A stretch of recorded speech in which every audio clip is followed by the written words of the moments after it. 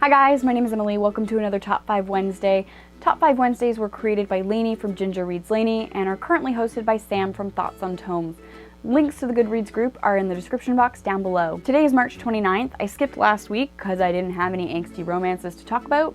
So today I am talking about books that I think will be classics in the future. I'm gonna hop right into it. Let's talk about Margaret Atwood's The Handmaid's Tale. Now this is kind of a Canadian staple. I'm not sure if at this point it's hit the sort of classic standard, but since Donald Trump became president, The Handmaid's Tale and 1984 by George Orwell have actually been flying off our shelves. This is a novel that you see popping up on BookTube a lot right now. It's a dystopian novel that shows us the beginning of the dystopia, like the present now, before things get a little bit worse. A lot of dystopian novels pick up a couple generations in, so people can't really remember a before. This gives you the before, and it's very much like our now. And it would be really great to see a dystopian novel by a Canadian female be considered a classic, because so many of our classic dystopian novels are by men. It has a classic-y feel, but I feel like most people are still teaching it as like contemporary Canadian literature. This will be a classic in the future, I think.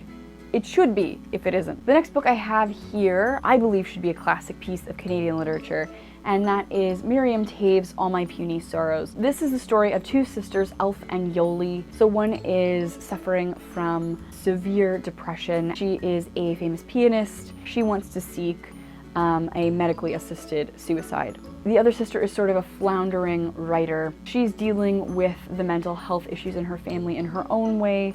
Both of them are dealing with it through arts. Like, it really feels Canadian to me, first of all, in terms of the settings of the prairies and then of Toronto.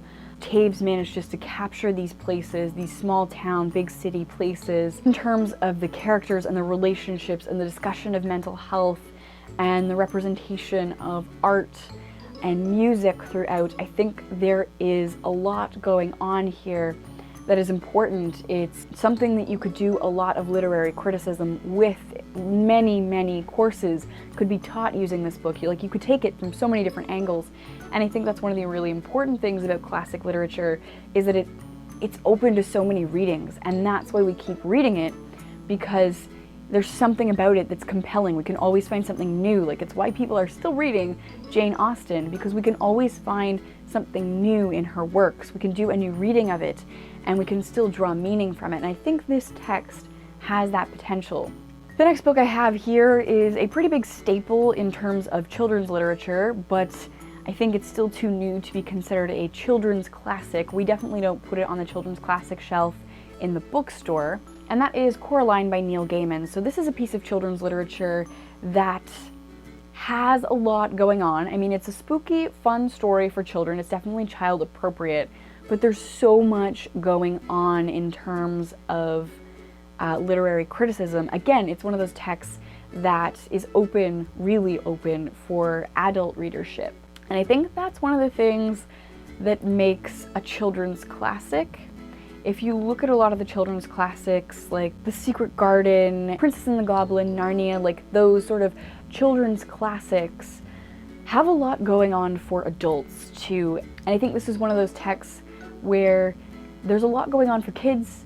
There's a lot of morals, like easy lessons for children in terms of growing up and independence and being your own person, but there's so much here for adults to pull apart. I think if this doesn't become a children's classic, I will be very surprised. The next thing I have here will probably definitely go down as a children's classic, and that is the Harry Potter series by J.K. Rowling. Just the cultural impact of this book. It's already a part of so many university courses. Again, adults are picking it up. Things can be taught from it other than just like the surface story. I think just the impact that this book has had on literature, on publishing, on children's publishing, on fantasy literature, like just so much about publishing and the production of this genre has changed because of the Harry Potter series. If it's not considered a classic, I would be very shocked. So the last thing I have here is The Hate U Give by Angie Thomas. This tells the story of Star, who witnesses an act of police brutality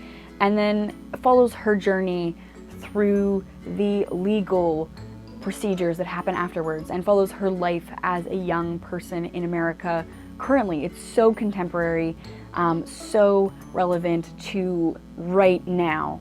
It addresses racism and class and systemic issues, and it is such an inviting and quick-paced read. You so quickly become empathetic to Star's situation, and for somebody who will never experience that, it is important. It captures a specific historical moment from a young person's perspective. In the same way that Anne Frank's diary is a children's classic, it captures a specific historical moment. I think this will become a classic.